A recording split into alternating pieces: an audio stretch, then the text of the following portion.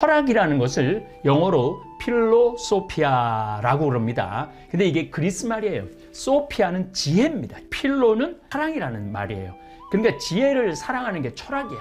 이 집회서에서도 계속 지혜라는 걸 나오잖아요. 지혜를 사랑하는 게 철학이고, 우리는 지혜를 사랑하는 게 하느님을 공경하는 거고, 요걸 아주 기가 막히게 집회서는 잘 조화를 이뤘던 거죠. 그래서 이 지혜라는 단어를 아주 쉽게 쓸 수 있었던 거예요. 하느님께서 솔로몬한테 나타났어요. 너 뭐를 원하느냐? 명예를 원하느냐? 권력을 원하느냐? 화려함을 원하느냐? 뭐를 원하느냐? 네가 원하는 걸 내가 다 주겠다. 그러니까 솔로몬이 지혜를 달라고 얘기한 게 아니에요. 지혜를 달라고 말하는 게 아니고, 솔로몬은 하느님한테 이렇게 말합니다. 듣는 마음을 달라고 그래요. 듣는 마음이 지혜의 시작이라는 거예요. 듣는 마음이. 그래서 듣기를 좋아하면 이해를 얻고, 귀를 기울이면 지혜롭게 되리라. 그래서 이렇게 겸손되이 배우는 거, 죄악의 장소에 가지 않는 거, 잘난 척하지 않는 거, 아는 척하지 않는 거, 가진 척하지 않는 거, 이런 것도 우리가 지혜의 어떤 열매라고 할 수 있습니다. 오늘은 지혜의 획득에 대한 이야기를 드리겠습니다. 얘야, 젊을 때부터 교육을 받아라. 교육받는 거 정말 중요한 것 같아요.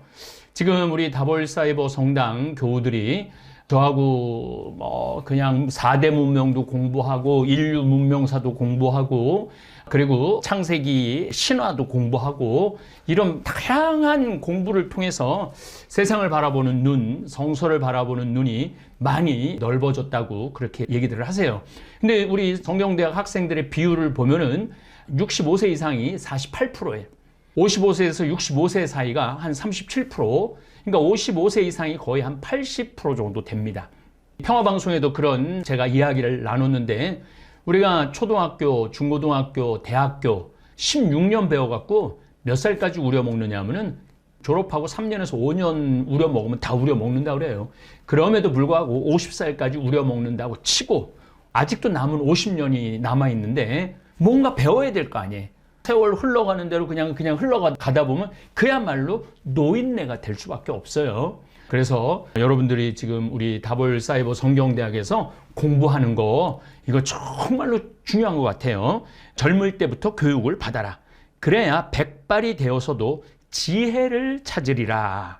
지혜는 하느님을 공경하고 하느님을 사랑하는 것을 지혜라고 구약성서에서는, 집에서는 말씀을 하죠. 그런데 이 책이 쓰여진 지가 기원전 180년에서 170년 사이에 히브리어로 쓰여집니다. 기원전, 그 다음에 히라보, 그리스어로 번역된 건 132년에 이집트 알렉산드리아라는 곳에서 히브리어로 번역이 됩니다. 그러면 그 전에 이집트나 고대 근동지방 지중해를 중심으로 해서 그리스 문명이 꽉 잡고 있었어요. 또 이때 당시도 이집트는 그리스의 지배를 받았다고 이렇게 생각하시면 됩니다. 그러면은 그리스에는 누가 위대하느냐? 알렉산드리아가 위대하긴 하죠. 근데 진짜 알렉산드리보다도 더 위대한 사람이 있어요. 누구냐면 소크라테스예요. 기원전 399년에 죽죠. 철학을 시작한 사람이라고 봐야 돼요. 그 다음에 플라톤, 아리스토텔레스, 기원전 한 320년, 300년. 그러니까 이미 이 집에서 저자는 소크라테스, 아리스토텔레스, 플라톤, 소피스트 다 알고 있었다는 거예요. 그 다음에 철학이라는 것을 영어로 필로소피아라고 그럽니다. 근데 이게 그리스 말이에요. 소피아는 지혜입니다. 지혜. 지혜고 필로는 사랑이라는 말이에요. 그러니까 지혜를 사랑하는 게 철학이야. 이 집회서에서도 계속 지혜라는 걸 나오잖아요. 지혜를 사랑하는 게 철학이고, 우리는 지혜를 사랑하는 게 하느님을 공경하는 거고, 요걸 아주 기가 막히게 집회서는 잘 조화를 이뤘던 거죠. 그래서 이 지혜라는 단어를 아주 쉽게 쓸 수 있었던 거예요. 밭 가는 사람처럼, 씨 뿌리는 사람처럼 지혜에 다가가서 지혜의 온갖 좋은 열매를 기대하여라. 지혜를 사랑하는 것에 온갖 열매를 기대하여라. 정녕 지혜를 가꾸는 데는 적은 수고를 들이나 곧 지혜의 소출을 맛보리라.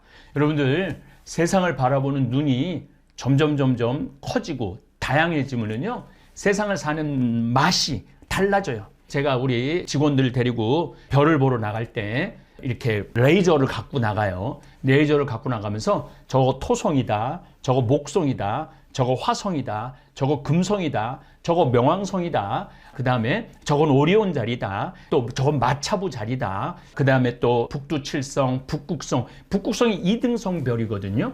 1등성 별이 아니에요. 우리는 북극성이 굉장히 밝은 별이라고 생각하는데 절대 밝은 별이 아니에요.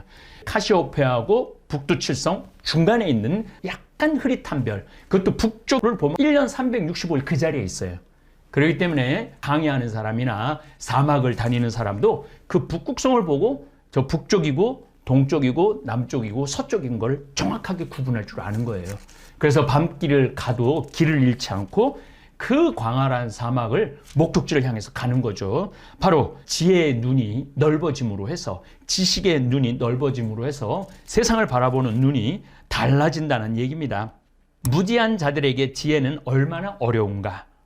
미련한 자는 지혜 안에 머무를 수 없다. 이런 자에게 지혜는 무거운 들돌 같아서 이내 떨어뜨리지 않을 수 없다. 지혜는 이름 그대로 지혜이니 많은 이들에게 드러나지 않는다. 얘야, 들어라. 내 의견을 받아들이고 내 충고를 거부하지 마라.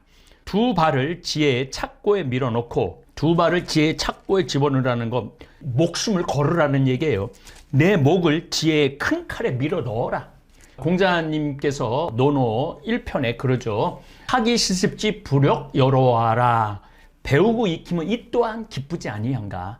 배우는 게 그렇게 중요한 거예요. 그래서 공자님은 마지막에 이런 얘기를 하세요. 72회 공자님이 돌아가시는데 이런 말을 해요. 나는 죽는 날까지 묻는 걸 두려워하지 않았다는 거예요. 묻는 걸 부끄러워하지 않았다는 거예요. 자기가 모르면은 물어봤다는 거예요. 그렇게 학식이 높고 지혜가 높은 공자님조차도 끝까지 묻는 걸 두려워하지 않았다는 거예요. 소크라테스도 너 자신을 알라. 네가 모르고 있다는 사실을 네가 알으라는 거예요. 근데 우리가 모르고 있는 사실을 몰라. 그래서 부끄러운지를 몰라. 창피하지도 않고. 그러면서 내가 가끔 그런 얘기를 해요. 요즘은 인터넷을 통해서 많은 얕은 지식을 많이 알고 있어요. 그런데 가끔 대화를 해보면은 그 떠돌아다니는 이야기만 모아갖고 얘기하는 분들이 굉장히 많아요. 책을 처음부터 끝까지 한 번도 읽어보지도 않고, 뭐 사실 여러분들 화폐 전쟁, 식량 전쟁 이렇게 두꺼운 책들 있잖아요. 그런 책들을 한번 읽어봐야만이 역사도 알 수 있고, 문화도 알 수 있고, 사회도 알 수 있고, 국가 간의 갈등도 알 수 있고, 세상 돌아가는 거를 책 한 장 한 장 넘기면서 그걸 이해해 가면서 공부를 할 때 지혜가 쌓이는 거예요. 그런데 그 인터넷에서 가짜 뉴스 얇은 것들만 모아갖고 대화를 하다 보면은요, 조금만 깊이 물어보면은요, 아무것도 모르는 경우가 너무너무 많더라고요. 물론 뭐 저 자신도 결코 많이 알지는 못합니다. 저 자신도. 그래서 적어도 대학생 정도 되면 총균세 이거 하나는 읽어야만이, 서울대학도 다니는 애들은 이 500페이지짜리 되는 이거 하나는 읽어야 된다고 그런 얘기도 하기는 하는데, 아프리카 사람들이 왜 가난하게 사느냐 이런 얘기를 하면서 총 때문에, 균 때문에, 쇳덩어리 때문에 유럽 사람들은 잘 살게 됐고 아프리카 사람은 못 살게 됐다, 이런 것들을 풀어나가는 그런 굉장히 두껍고 어려운 책이지만은 그런 것들을 우리가 자꾸 읽을 필요가 있다는 거죠. 그게 너무 어렵다면은, 그런 책들이 어렵다 그러면은 다볼사이버 성당 성경대학에 다니면은 제가 꼭꼭 씹어갖고 여러분들한테 입에 넣어드리도록 하겠습니다. 어깨를 낮추어 지혜를 짊어지고, 어깨를 낮추어 지혜를 짊어지고 지혜의 사슬을 귀찮게 여기지 마라. 목숨을 다 바쳐 지혜에 다가서고, 목숨을 다 바쳐갖고 배우라는 얘기예요. 온 힘을 다해 지혜의 길을 지켜라. 찾고 구하여라. 그러면 지혜가 너에게 알려지리라. 그 예수님의 그런 말씀 하나하나가 시편도 종합도 하지만은 집에서도 종합하는 내용이 너무너무 많아요. 지혜를 얻으면 놓치지 마라. 마침내 너는 지혜의 안식을 찾고 지혜는 너에게 기쁨이 되어 주리라. 지혜의 찾고는 너에게 든든한 보호막이 되고 그의 큰 칼은 영광의 옷이 되리라. 필로소피아, 지혜를 사랑하는 게 철학이라고 그랬죠. 구약성서에서는 지혜는 하느님을 하느님을 공경함, 하느님을 경외함이 지혜의 시작이라고 제가 말씀을 드렸습니다. 지혜의 멍에는 금장식이고 그의 사슬은 자주색 끈이다. 너는 지혜를 영광의 옷으로 입고 지혜를 기쁨의 왕관으로 쓰리라. 하나하나 깨달아갈 때 우리 얼마나 많이 기쁩니까? 얘야, 내가 원하면 교육을 받을 수 있고 마음을 쏟으면 현명하게 될 수 있다. 듣기를 좋아하면 이해를 얻고, 듣기를 좋아하면 이해를 얻고. 그러니까 항상 듣는 게 우리한테 듣는 마음. 이건 또 솔로몬에 가서 나와요. 솔로몬에 대한 이야기를 좀 잠깐 할게요. 하나님께서 솔로몬한테 나타났어요. 너 뭐를 원하느냐? 명예를 원하느냐? 권력을 원하느냐? 화려함을 원하느냐? 뭐를 원하느냐? 네가 원하는 걸 내가 다 주겠다. 그러니까 솔로몬이 지혜를 달라고 얘기한 게 아니에요. 솔로몬은 하느님한테 이렇게 말합니다. 듣는 마음을 달라고 그래요. 듣는 마음. 듣는 마음이 지혜의 시작이라는 거예요. 듣는 마음이. 그래서 듣기를 좋아하면 이해를 얻고 귀를 기울이면 지혜롭게 되리라. 원로들이 많이 모인 자리에 서라. 그들의 지혜에 너 자신을 맡겨라.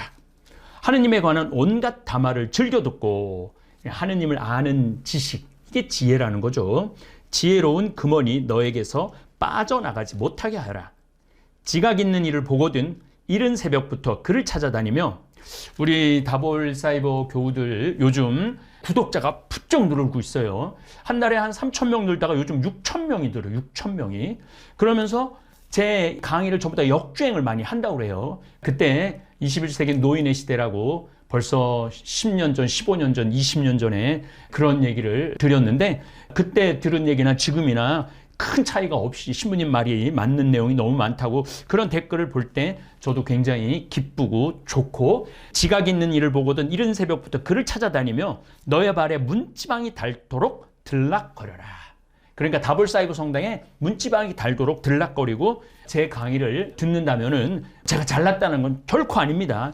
잘났다는 건 결코 아니지만은 그래도 열심히 공부하고 책 읽고 강의 준비하고 그럼으로 해서 많은 교우들한테 하느님을 아는 지식, 또 필로소피아, 소피아가 지혜예요. 지혜. 필로가 사랑이고 지혜를 사랑하는 걸 철학이라고 그래요. 그러니까 여러분들은 이미 철학자가 돼 있는 거예요.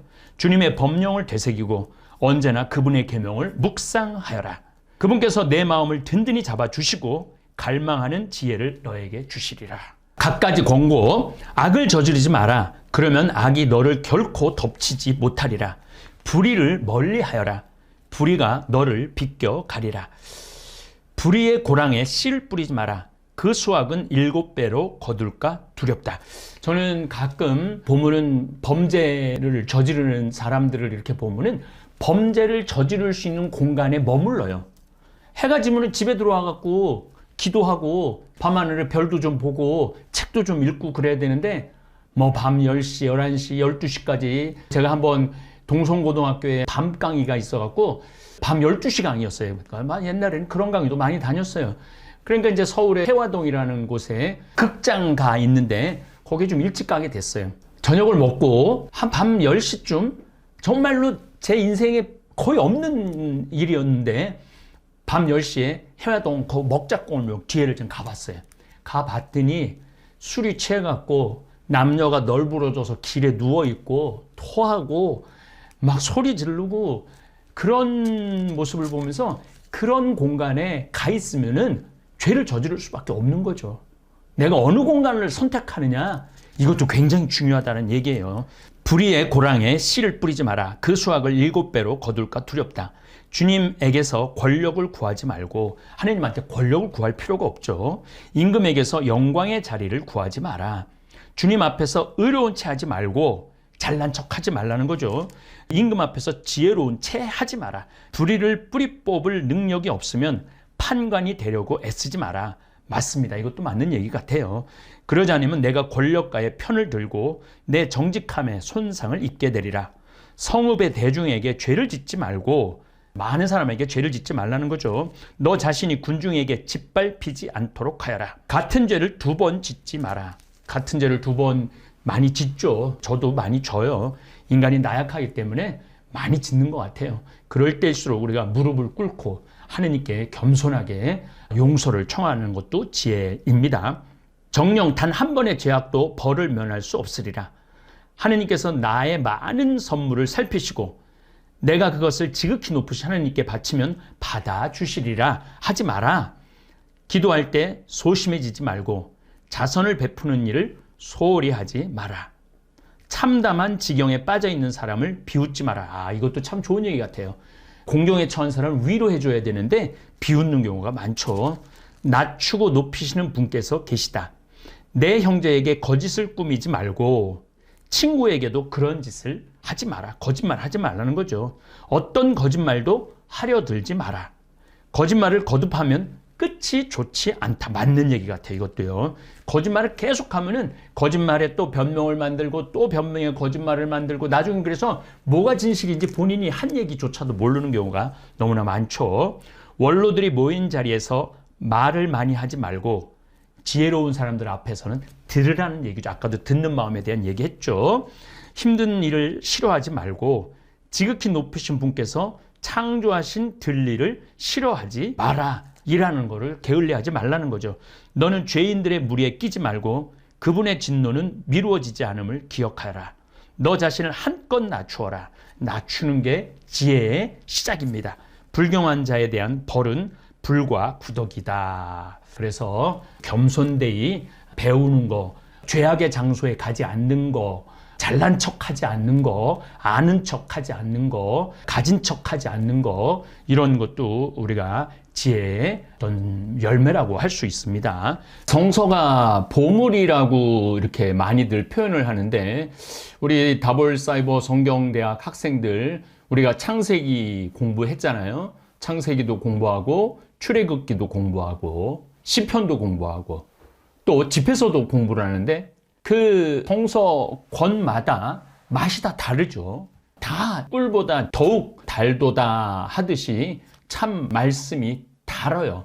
맛있어요, 아주. 그래서 우리 성경대학 학생들은 이 보물을 매일 캐는 기분으로 하루하루를 이렇게 살아갈 수 있는 것 같아요. 그래서 우리 성경대학 학생들한테 특별히 감사드리고 보통 한 2만에서 한 3만 회 정도 시청을 하시는 것 같아요.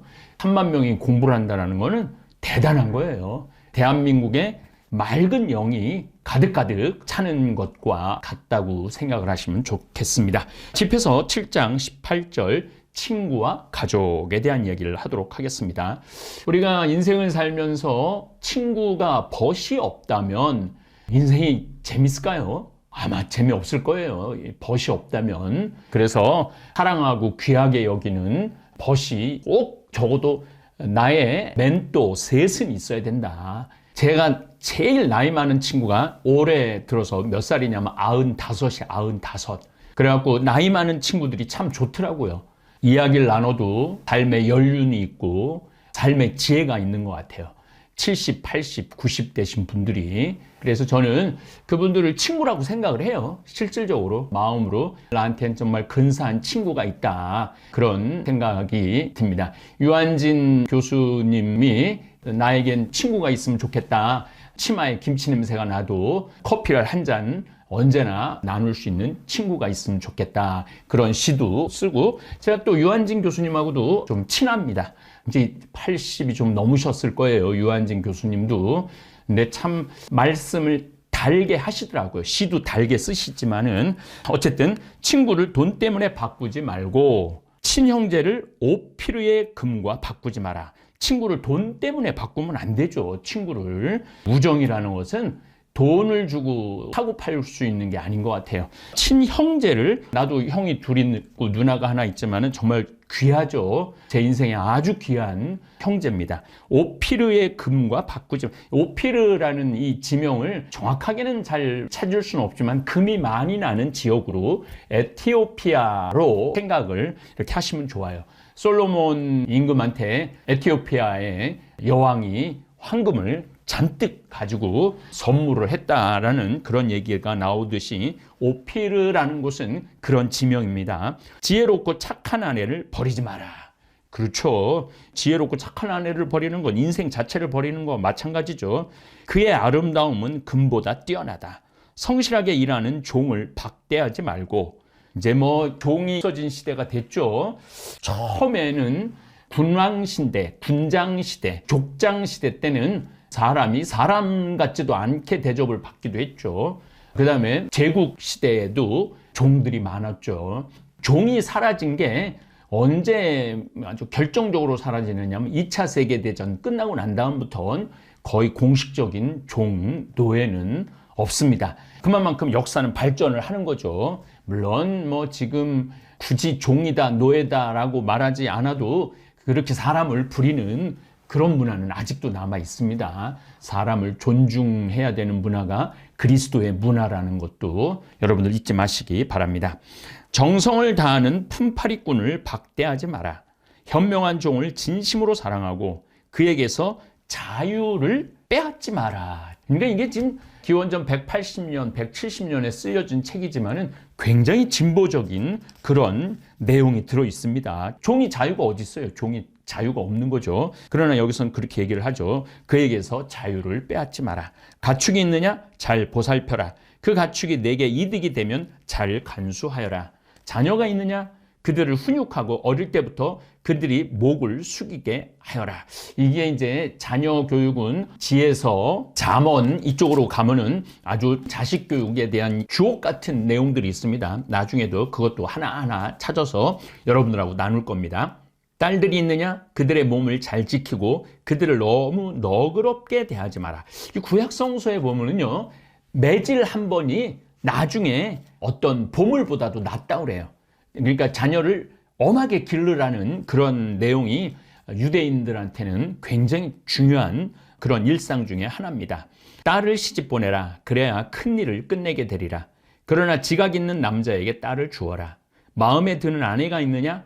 그를 버리지 마라. 돈 좀 생기는 사람들이 평생 같이 해온 아내를 버리고 아주 젊고 예쁜 여자를 첩으로 두는 경우가 있는데 그거 다 나중에 결코 덕으로 오지 않습니다. 미워하는 여자에게는 자신을 맡기지 마라. 마음을 다해 내 아버지를 영광스럽게 하고 어머니의 산고를 잊지 마라. 이 가족이 소중하다는 것을 계속 강조하고 있습니다. 내가 그들에게서 태어났음을 기억하여라. 그들이 내게 베푼 것을 어떻게 그대로 되갚겠느냐. 사제들에 대한 얘기가 나와요. 온 정신으로 주님을 섬기고 그분의 사제들을 존경하여라. 그러니까 레위인들을 존경하라는 거죠. 우리 이 사제라는 뜻이 맡을 사자의 제사 제자예요. 제사를 맡는 사람이 사제예요. 저도 사제죠. 제가 미사를 매일 드리잖아요. 그 제사거든요. 십자가상의 제사를 맡아서 드리는 사제. 너를 만드신 분을 온 힘으로 사랑하고 그분의 봉사자들을 버리지 말아라. 그러니까 사제들한테 잘 하는 게 여러분들이 하느님으로부터 덕을 받는 길 중에 하나입니다. 우리나라에서 뭐 10번째 안에 드는 기업에 그전에는 그 계열사 대표였는데 한번 찾아왔는데 한 5조 원 정도 규모가 된다고 그러더라고요. 본인이 맡은 사업 부분이. 그런데 아내는 너무너무 열심히 성당을 다니는데 해외 사업 하기 때문에 교리를 6개월 동안 이게 받는 게 너무 어렵다고 저한테 그렇게 이야기를 하시더라고요. 그래서 그러면은 세례받을 의지는 있느냐 그랬더니 의지가 있다고 그러더라고요. 그래서 제가 바로 드렸어요. 교리 좀 하고 제가 정쥐훈 비군 미카엘 교리를 그 바쁜 와중에 시간을 내겠다고 그래서 제가 교리를 3번 2시간씩 그렇게 하고 세례를 줬는데 이분도 제가 요한이라는 세례명으로 세례를 줬어요. 그런데 지난주 토요일 날 제가 보통 외부인들을 지금 거의 절대로 안 만나고 있는데 내가 세례를 줬으니까 또 책임이 있잖아요. 그래서 만났는데 그 전체 그룹의 부회장이 되셨더라고요. 그래갖고 감사하다고 그렇게 찾아왔어요. 겨울옷을 한 벌 이렇게 준비해갖고 그러니까 아마 신부한테 잘해갖고 그렇게 좋은 일이 생기는 거 아닌가. 제가 농담삼아 그런 얘기를 했습니다. 주님을 경외하고 사제를 영광스럽게 하여라.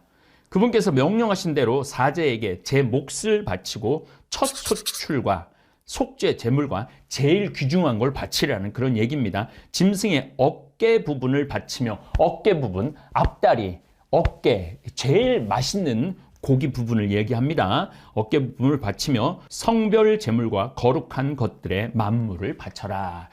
우리 다볼사이버 성당 교우들이 저한테 보내주는 선물들이 어마어마해요. 며칠 전에 또 산삼도 보내갖고 요즘 또 산삼을 먹고 있어요. 이러다 죽을 때 굉장히 힘들게 죽을지도 몰라요. 하도 귀한 거를 많이 보내주셔갖고 제가 우리 다볼사이버 교우들한테 특별히 감사드립니다. 저같이 이렇게 행복한 사제가 그렇게 많지는 않을 거예요. 아마 제가 행복 단계에 있어서는 최상급에 있지 않을까. 그래서 항상 하느님께 감사드립니다. 가난한 이와 억눌린 이, 내 복이 완전해지도록 가난한 이에게 내 손길을 뻗어라. 그 부회장님, 대부님이 평생 같이 사업을 이렇게 파트너로 해온 분인데 어려운 나라에 아이들 공부 가르치고 싶다 그래서 마침 제가 이제 장마당에 또 실시간 스트리밍에 올릴 건데 아마 올라갔을 거예요. 수단에 천재 3명을 공부를 시키는 거 우리 다볼사이버 성당에서 교우들하고 함께 지금 프로그램을 진행 중에 있습니다. 뭐 이렇게 부자들이요, 가난한 사람들한테 좀 도움을 손길을 뻗칠 때 완전한 복이 된다는 거예요. 내 복이 완전해지도록 가난한 이에게 내 손길을 뻗어라. 살아있는 모든 이에게 호의를 베풀고 죽은 이에 대한 호의를 거두지 마라. 우는 이들을 버려두지 말고 슬퍼하는 이들과 함께 슬퍼하여라. 한 구절 한 구절을 어떻게 그냥 넘어가기 너무 아까운 내용들이 너무 많아요. 슬퍼하는 이들과 함께 슬퍼하여라. 제가 본당 신부할 때 고해성사를 들을 때 너무 고통스러운 고해성사들이 있어요. 정말 여러분들 뉴스에 나오는 것 같은 그런 고해성사들을 하거든요. 그때는 어떤 위로의 말도 할 수가 없어요. 말이 위로가 안 돼요. 같이 슬퍼하고 같이 아파하는 수밖에 없는 것 같아요. 병자 방문을 주저하지 마라. 그런 행위로 말미암아 사랑을 받으리라. 모든 언행에서 너의 마지막 때를 생각하여라. 그러면 결코 죄를 짓지 않으리라. 건세가와 겨루지 마라. 내가 그의 손아귀에 떨어질까 두렵다. 부자와 다투지 마라. 그가 너를 짓누를까 두렵다. 그러니까 조그만 알량한 자존심 가지고 되지도 않는 그런 막강한 권력하고, 물론 정의를 위해서는 목숨을 바칠 수 있지만은 정의가 아니고 그냥 사소한 감정에는 자기 감정을 누를 줄 알아야 된다는 겁니다. 황금이 많은 이들을 파멸시키고 임금들의 마음을 현혹시켰기 때문이다. 오스템 임플란트의 2천억 이상 회사 돈을 빼돌려갖고 결국은 아버지까지 자살을 하게 만든 거죠. 황금이 많은 이들을 파멸시키고 임금들의 마음을 현혹시켰기 때문이다. 여러분들 출세하고 높은 자리에 올라간다고 결코 행복한 게 아니에요. 뭐 요즘 소확행, 소소한 것에 확실한 행복을 누리고 사는 게 좋다고 그러는데 아마 우리 다볼사이버 성당 성경대학 학생들은 아마 그 소확행, 소소하게 확실하게 행복을 누리고 이 배움을 통해서, 성서를 배움을 통해서 누리리라 생각을 합니다. 말 많은 사람과 겨루지 말고 그의 불 위에 장작을 쌓지 마라. 못된 자와 놀지 마라. 이것도 참 중요한 말이에요. 내 조상들이 수치를 당하리라. 죄악에서 돌아서는 사람을 꾸짖지 말고 우리 모두 죄인임을 기억하여라. 죄악에서 돌아오는 사람을 반갑게 맞이해야지 꾸짖으면 안 되죠. 늙은 사람을 멸시하지 마라. 노인을 모시다가 잘 모시면 자다가도 떡이 생긴다고. 저는 그 어르신들을 잘 모시는 편인 것 같아요. 그래서 정말로 어르신들을 통해서 제가 복을 많이 받고 있습니다. 우리들도 늙어간다. 죽은 이를 두고 기뻐하지 말고 우리 모두 죽는다는 사실을 기억하여라. 전승, 지혜로운 이들의 이야기를 경시하지 말고 그들의 금언을 되새겨라. 제가 10년 전, 20년 전부터 상당히 많은 이야기들을 우리 천주교 신자들뿐만 아니라 대한민국 국민들하고도 굉장히 많은 소통을 했어요. 저는 젊었을 때도 충청도 12개 시군 순회 강연 이런 거 했어요. 옛날에는 큰 시민회관 이런 데 막 동네 부녀회장님들 막 500분들 막 1000분들 막 그런 분들하고 얘기를 참 많이 했어요. 그렇게 순회 강연도 많이 다니고 뭐 KBS 아침마당에 나가서도 강의를 참 많이 하고 그러면서 우리 늙으면 안 죽는다. 다 다 맛있는 거 사 먹고 돌아다니고 여행 돌아다니고 통장에 500만 원만 남기고 죽어라. 돈 많이 남겨놓으면 자식들 서로 싸운다. 금원 같지 않은 금원, 되지도 않는 말로 우리가 죽기 전까지는 안 죽으니까 죽음에 대한 두려움을 갖지 말아라. 뭐 이런 이야기. 또 아끼다 똥 된다. 자기한테 맛있는 거 사줄 수 있는 사람은 유일하게 자기밖에 없다. 자신의 행복을 남한테 기대지 말아라. 자식이 잘해주면 행복하고 남편이 잘해주면 행복하고 자식이 잘 안 해주면 불행하고 남편이 잘 안 해주면 불행하고 왜 내 인생을 남편한테 맡기고 자식한테 맡기냐. 내 인생의 주체는 난데. 뭐 이런 이야기 제가 참 많이 했죠. 그래서 삶이 바뀐 분들을 편지가 뭐 여기 한번 꽉 찰 거예요. 편지 온 거를 보면은. 그런데 이제 그런 편지들 중에 제가 가장 행복한 편지가 신부님, 저는 자살을 하려고 몇 번 시도를 했습니다. 근데 신부님 강의를 들으면서 삶을 그렇게 무겁게 생각하지 않고 조금 가볍게 삶을 생각하다가 보니까 사는 게 기쁘기 시작했어요. 행복하기 시작했어요. 너무너무 감사하다고. 그런 편지를 받을 때는 진짜 제가 목이 찢어져라 다니면서 강의한 보람을 느끼죠. 정녕 그들에게서 규범을 익히고 높은 사람을 섬기는 법을 배우리라. 노인들의 이야기를 소홀히 하지 마라. 그러니까 노인들하고 이렇게 어르신들하고 이렇게 이야기를 하다 보면은 그분들의 말 한마디 한마디에 삶의 지혜가 있더라고요. 그래서 제가 나보다 한 10년, 20년 나이 많은 친구들 많이 사귀고 있는 겁니다. 그들 또한 조상들에게 배웠고 이제는 내가 그들에게서 지각과 적절한 때에 대답하는 법을 배우리라. 죄인의 숯불을 지피지 마라. 그의 불꽃에 타게 될까 두렵다.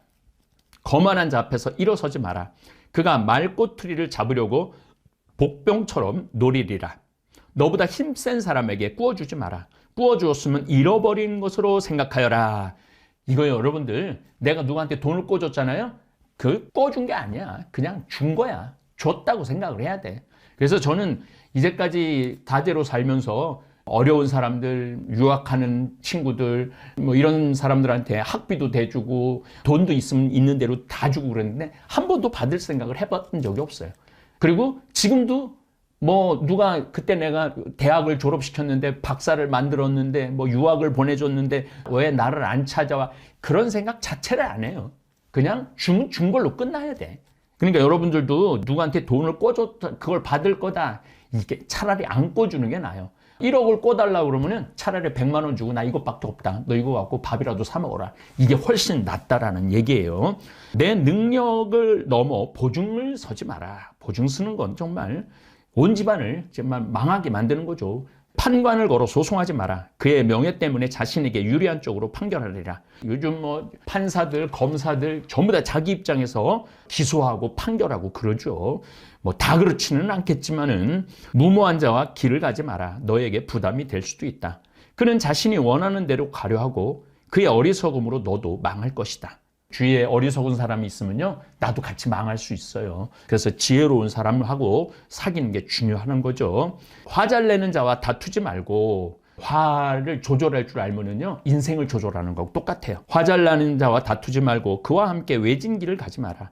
피 흘림도 그의 눈에는 대수롭지 않아 아무런 도움도 받지 못할 곳에서 너를 덮치리라.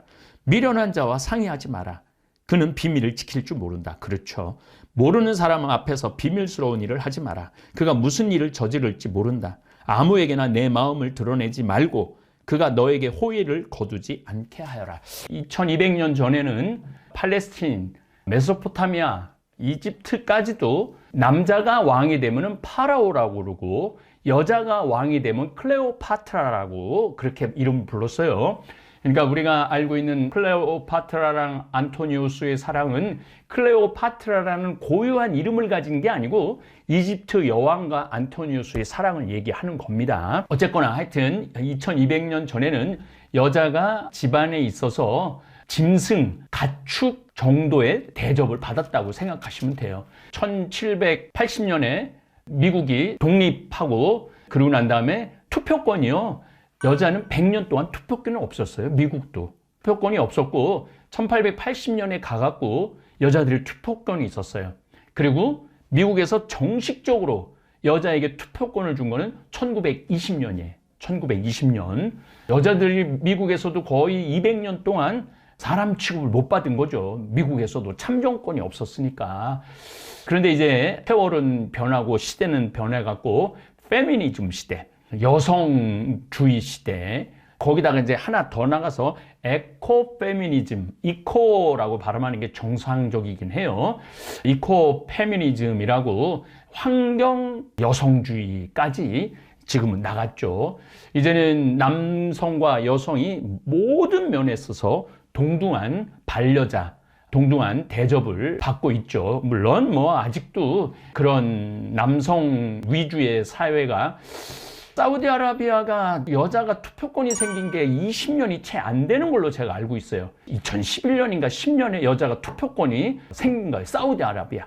그러니까 중동에는 이제 겨우 여자들이 사람 대접을 받는 거예요. 운전면허증 딸 수 있는 것도 얼마 안 됐죠. 그래서 이슬람이 뭐라고 그래도, 누가 뭐라 그래도 여자의 존엄성이 존중받지 못하는 종교죠. 우리 가톨릭도 아직은 영국 성공에는 여성사제가 있는데, 우리 가톨릭은 아직까지는 여성사제를 허락하지 않고 있죠. 이것도 큰 논의거리입니다. 논쟁거리고 어떻게 풀어나갈지 참 궁금해요. 저는 남자 사제는 점점 좀 줄어들고 신자들은 대부분이 여성이고, 그런 면에 있어서 논의거리가 아닐까, 그런 생각을 또 해봅니다. 인류 역사를 보면은 똑똑한 임금들도 여성 앞에서 무너지는 경우가 많아요. 여성 앞에서 다윗도 그랬고 솔로몬도 그랬죠. 다윗은 우리아의 아내 밧세바, 그 아름다운 밧세바를 취하기 위해서 우리아를 죽이죠. 그래서 밧세바라는 그 여인을 통해서 솔로몬이라는 임금이 나온 거예요. 솔로몬은 아내가 700명인가 그렇게 있는 걸로 내가 한번 강의 때 얘기했던 걸로 알고 있는데, 그래서 우상숭배에 솔로몬이 마지막에 빠지죠. 그런데 예전에는 남성 위주였기 때문에 여성은 어떤 성적인 대상이고 또 착취의 대상이고 또 첩도 누릴 수 있고, 조선시대도 여자들을 뭐 선앙당 거기 입구에서 여자를 막 보쌈해갖고 훔쳐가기도 하고 막 그랬다고 그러는 거예요. 그래서 조선시대 여자들이 바깥에 함부로 혼자 나다닐 수 없었던 이유가 그런 문화적인 이유도 있었다고 그럽니다. 근데 이제 시대는 바뀌어갖고 지금은 여성이 남자가 이렇게 쳐다보는데 내가 성적인 수치심을 느낀다, 그러면은 그거 성희롱으로 걸려 들어갈 수가 있는 시대가 돼버린 거예요. 거기다가 신체 접촉이 이루어졌다, 이건 뭐 말할 수도 없는 공경에 빠지는 경우가 많죠. 그래서 정말 조심하지 않을 수 없는 시대가 됐음에도 불구하고 아직도 끊임없이 무리를 일으키고 문제가 생기는 게 남녀 문제가 아닌가, 그런 생각을 해봅니다. 자, 여자들, 내 품의 아내를 질투하지 마라. 나의 품에 있는 아내를 질투하지 말라는 거죠. 그에게 너를 해칠 생각을 일깨울까 두렵다. 여자가 간을 갖고 있다면 5, 6월에도 5월, 6월에도 서리가 내린다고 그러죠. 그만큼 여자가 무서워요. 우리 천주교 신부들은 이런 얘기가 있어요. 여자가 한을 품으면 5, 6월에도 발령이 나요. 우리 천주교 신부들은 여자가 한을 품으면, 보통 우리 신부들 정기 인사가 12월 달이거든요. 서품식이 12월에 있으니까. 그런데 여자가 한을 맺으면 5, 6월에도 발령이 날 수가 있다고 그러죠. 그만큼 여자들이 교회에 꼭 필요한 존재들인데, 아주 소중한 존재들인데 칼이 돼서 돌아오는 경우가 아주 많죠. 너 자신을 여자에게 넘겨주어 그가 내 능력 위에 올라서지 못하게 하여라. 그러니까 여자에게 빌미를 주지 말라, 이런 얘기입니다. 창부를 만나지 마라. 이거는 창부는 창부, 창녀, 이거 구분이 분명합니다. 이 창부 얘기가 또 나왔는데 이걸 또 얘기하지 않을 수 없는 문제입니다. 왜냐하면은 모든 인류 역사 안에 남자가 남자를 좋아하는 그런 성향을 타고나는 비율이 5%래요. 요즘은 더 게이가 많아졌죠. 환경 호르몬 때문에. 그 닭고기 부들부들하게 하기 위해서 합성 에스트로겐을 많이 먹여요. 소고기, 돼지고기도 마찬가지죠. 뭐 돼지고기는 좀 덜하다고 그래도 소고기도 굉장히 DS, 합성 에스트로겐을 많이 먹이죠. 그러니까 남자 꼬마 아이들이 닭고기 얼마나 좋아해요. 그걸 많이 먹다 보면은 몸에 뭐가 많이 쌓이느냐면은 테스토스테론, 남성 호르몬이 쌓여야 되는데 여성 호르몬이 쌓이는 거예요.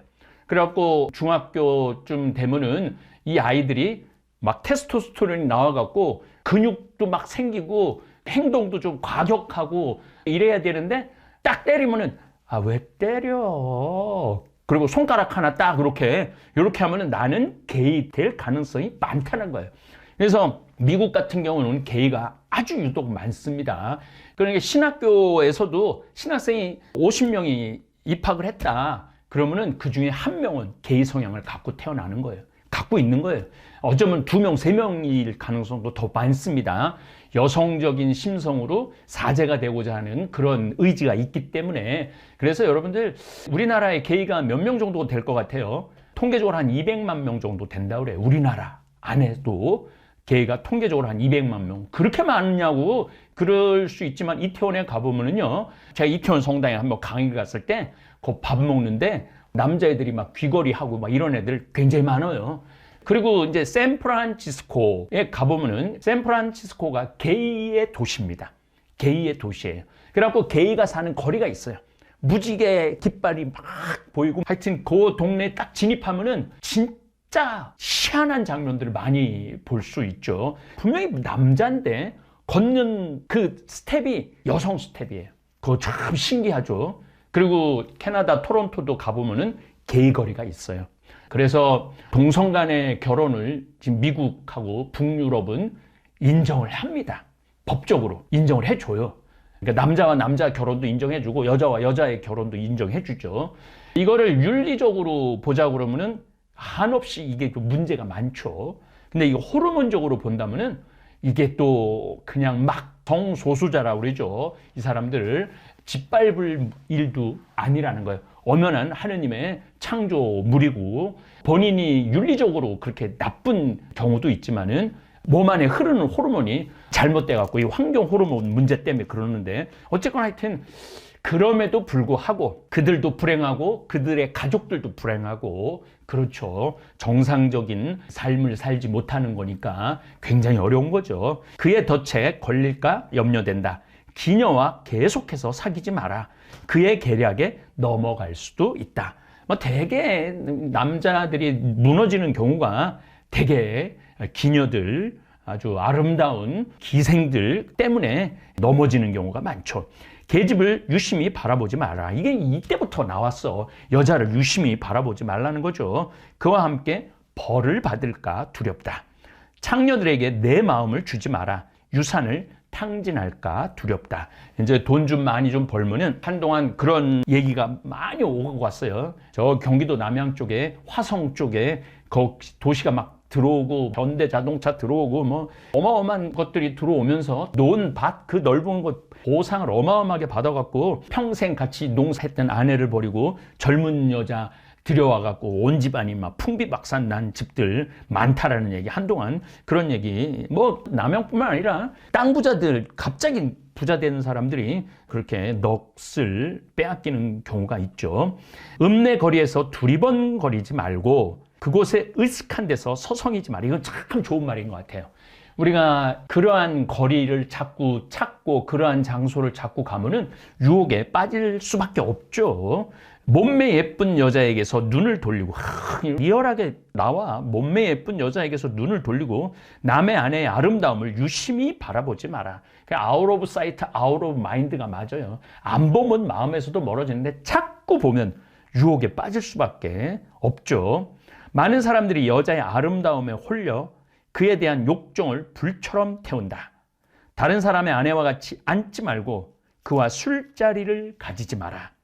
내 마음이 그에게 이끌려 피를 흘리며 파멸로 치달을까 두렵다. 그래서 남녀의 문제는 평생의 문제인데 우리나라 사회가 그랬죠. 그 얘기를 좀 들어보면은 보통 첫 생리를 중학교 3학년, 고등학교 1학년 때 할 때 아내가 없이 딸을 키우는 아빠들이 제일 당황스러운 게 그때래요.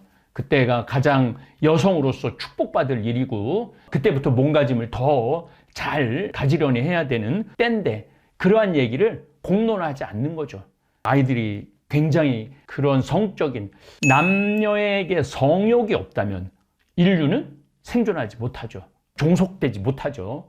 남녀에게 성욕이 있기 때문에 인류는 종속되는 거죠. 종속하는 겁니다. 그래서 성욕을 결코 죄악시할 필요는 없어요. 성욕을 죄악시할 필요는 없는데 이걸 제대로 쓰는 법을 가르쳐 줘야 되는데 이건 누구로부터 배워야 되느냐면 부모로부터 배워야 되는데 부모님들이 너는 이제 한 아름다운 여성이고 아름다운 남성이고 너는 생명을 잉태할 수 있는 특별한 능력을 하느님께 받았는데 이 능력을 그래서 제가 가끔 그런 얘기를 하죠. 율곡 이의 아버지 이원수라는 분이 있는데 봉평 쪽을 아내하고 같이 지내려고 한양에서 대관령을 넘어가야 되잖아요. 봉평에서 하룻밤을 자는데 주모가 딱 봤는데 너무너무 이 남자의 기운이 좋은 거예요. 그래서 주모가 결례가 될지는 모르겠지만은 내가 오늘 하룻밤 모시고 싶다고 잠자리를 같이 하고 싶다고 그랬을 때 아버지 이원수가 이름이 원수라 제가 기억을 해요.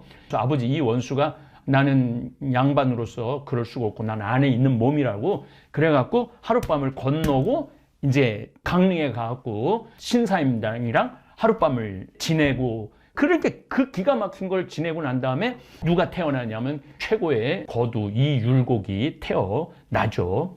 근데 이 원수가 이제 다시 한양으로 올라가야 되는데 걸린단 말이야. 그 주모가 그래도 먼저 하룻밤 잠자리를 청했는데 그거를 거절한 게 마음에 걸려갖고 다시 봉평 그 주막에 들렀어요. 들러갖고 내가 오늘은 하룻밤을 너하고 지낼 수 있다. 그러니까 그 주모가 이런 말을 합니다. 나는 양반님하고 하룻밤을 지낼 수 없다고. 그게 무슨 소리냐? 내가 갈라고 그랬을 때 네가 하룻밤 같이 청해서 내 마음이 걸려서 여기 들렸건만 그랬더니 그 주모 하는 말이 그날 당신에게 그 기운은 정말로 너무 좋은 기운이 있어갖고 그 기운을 내가 받고 싶어서 청했다. 그런데 지금 가는 길에는 보니까 그 기운이 없어졌다. 그런 아주 기가 막힌 이야기가 있죠. 그러니까 지금 여러분들의 아들, 딸들이 몸을 막 쓰고 아무거나 막 인스턴트 먹고 그리고 막 놀리다 보면은 나중에는 좋은 기운을 할 수가 없다는 거예요. 그래서 이런 얘기가 있어요. 결혼하기 첫날 밤이 임신 10달을 결정하고 임신 10달이 70평생을 결정한다는 거예요. 이게 첫날 어떤 마음으로 하룻밤을 자느냐. 그냥 막 술에 취해갖고 잠을 잤는데 애가 생겼다. 그럼 걔는 술에 취해서 태어난 애예요. 여자하고 합의가 없이 강제로 태어났다. 걔는 불행의 씨를 타고 태어나는 거죠. 서로 사랑의 결실로 정말로 소중하게 기도하는 마음으로 토비아가 그렇게 기도를 하고 아들을 낳죠. 그런 거를 보면은 참 우리가 하느님으로부터 받은 최고의 선물 중에 하나가 성이에요. 성욕. 근데 그 성욕을 사랑을 하는 데 써야 되는데 성욕을 채우는 데 쓰면은 그게 나중에는 화근이 된다라는 거. 지금 내 강의 듣는 분들은 지금 다 뭐 60, 70이라 뭐 내 이 소리가 뭐 귀에도 안 들어올 수도 있지만은 그래도 젊은 친구들도 이 성서 초등학교 3학년인가 4학년이 너무너무 재밌게 듣고 있다고 그래서 이런 얘기를 조금 꺼내 봤습니다. 옛 친구를 버리지 마라. 새로 사귄 친구는 옛 친구만 못하다. 친구 중요하죠. 새 친구란 새 술과 같은 법. 오래되어야 제맛이 난다. 와인 같은 거 보면은 2010년에 난 와인이 맛있고 1990년에 된 와인이 맛있고 그렇듯이 오래된 와인이 맛있죠. 죄인의 영광을 부러워하지 마라. 그의 종말이 어떠할지 모른다. 불경한 자들의 성공을 반기지 말고 그들이 죽을 때까지도 의롭게 되지 않을 것임을 기억하여라. 그러니까 불의한 자가 잘 되는 걸 부러워할 필요 없다는 거예요. 아니 하느님은 뭐 하는 거야? 저렇게 못된 놈을 저렇게 돈 많이 벌게 해주고 높은 자리까지 올라가게 해주고 그럴 필요 없다는 거예요. 죽일 고난을 지닌 사람을 멀리하여라. 그러면 죽음을 두려워하지 않아도 되리라. 그에게 접근했을 때는 실수하지 마라. 그가 너의 생명을 앗아갈지도 모른다. 너는 지금 올가미들 사이를 성읍 방벽 위를 걷고 있음을 명심하여라. 힘 닿는 대로 이웃들에게 다가가 지혜로운 이들에게 의견을 물어라. 여러분들은 주위에 지혜로운 사람이 있는 게 정말 중요한 거죠. 지각 있는 이들과 대화를 나누고 참 지각 있는 사람과 대화를 나누는 게 참 중요하죠. 그래서 우리 지금 실시간 스트리밍이 제가 지각이 있을 정도는 아니지만은 실시간에 여러분들의 의견들 서로 좋은 의견들 나누고 그런 시간이 뭐 총알같이 지나가는 겁니다. 언제나 지극히 높으신 분의 율법에 대해 말하여라.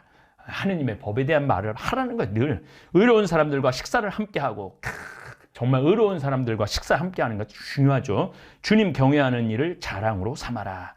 주님을 난 경외하고 있다. 난 주님을 모시고 있다. 이게 내 업이다.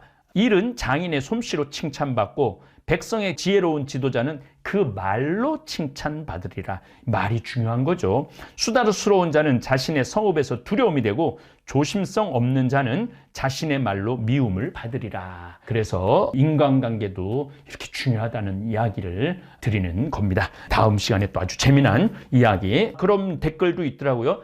글 하나하나를 씹어서 먹어보니까 너무너무 달다고. 제가 성경을 개요나 배경이나 저술 의도나 그런 거를 여러분들한테 알려주기보다는 이 한자 한자 읽어가면서 이게 묵상을 하는 거를 택하는 이유가 있어요.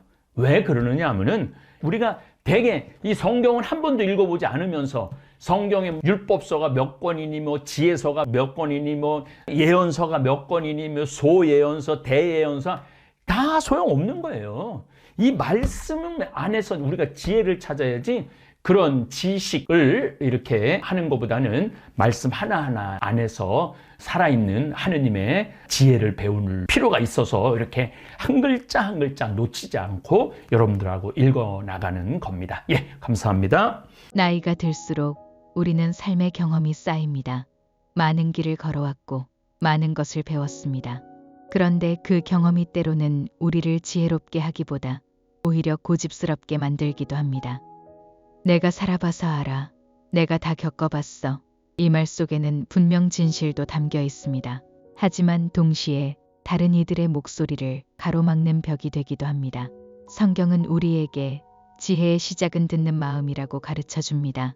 솔로몬이 하느님께 바랐던 것도 부귀나 권력이 아니라 바로 듣는 마음이었습니다. 듣는 마음이 사라질 때 우리는 배우지 못합니다. 자녀의 충고도, 친구의 조언도, 심지어는 삶의 작은 신호마저 놓치게 됩니다. 고집은 때로는 나를 지켜주는 힘이 되기도 합니다. 그러나 지나친 고집은 나를 고립시키고 관계의 문을 닫아버립니다. 나도 모르는 사이에 가장 가까운 가족과도 멀어지게 합니다. 진정한 지혜는 나이가 들어도 여전히 배우려는 마음입니다.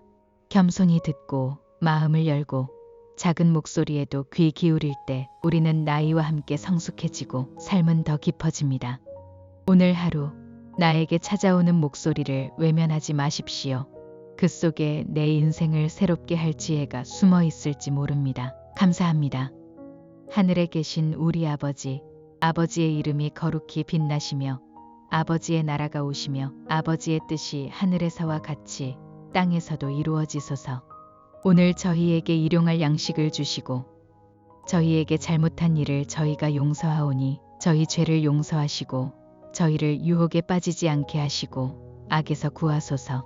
아멘.